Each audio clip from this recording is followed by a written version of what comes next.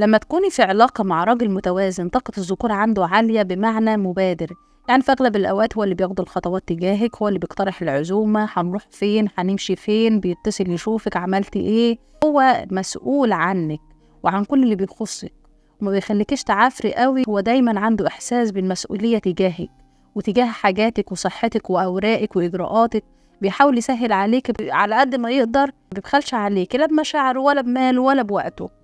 واثق من نفسه ومش محتاج يمارس عليكي ألعاب بقى النفسية، واضح في احتياجاته، واضح في علاقته، لو محتاج يغيب هيقولك أنا غايب. هنا بتعرفي تستقبلي صح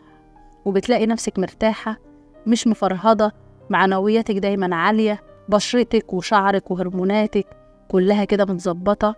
بتحسي ان انت في علاقة صحية وصحيحة. لما بتكوني بقى مع راجل غير متوازن طاقة الأنوثة عنده مرتفعة، بمعنى ان هو غير مبادر، دايما عايز المبادرة تيجي منك انتي ومنتظر منك الخطوة الأولى في كل حاجة، وكمان مش شجاع في اتخاذ القرار، دايما متردد وتايه كده، خايف وغير قادر على أصلا دور القوامة، بمعنى تاني رفع ايده من كل حاجتك، بيخليكي دايما تعافري وتجيبي كل حاجة وتعملي كل حاجة، بخيل في وقته وبخيل في مشاعره وبخيل في كل شيء معاك. تلاقيه دايما يخليكي تحاسبي في مثلا في المطعم او في الكافيه او مع اصحابه، تلاقيهم هم اللي بيدفعوا، ما بيهتمش يجيب لك هديه حتى لو كان حتى 6 كيس تسالي ولا ورده ولا شوكولاتايه، حتى الكلمه الحلوه والمشاعر بتطلع بالقطاره او ممكن ما تطلعش خالص. وفي اوقات احتياجك النفسي بيكون بعيد جدا وبتهرب منك، وعايزه اقولك ان انت دايما المبادره في كل اي حاجه،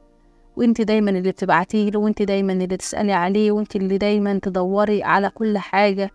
وانت اللي بتحاسبي، وانت اللي بتعملي، طول الوقت حزينه، طول الوقت قلقانه، طول الوقت التفكير هيقتلك، نفسيتك طبعا زي الزفت، وهرموناتك وشعرك وبشرتك وجسمك كله تعبان. الموضوع اصله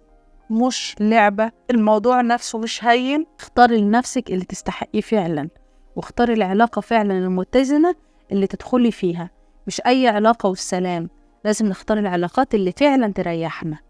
وما تحاوليش تتنازلي أبدا لأن ده حق من حقوق.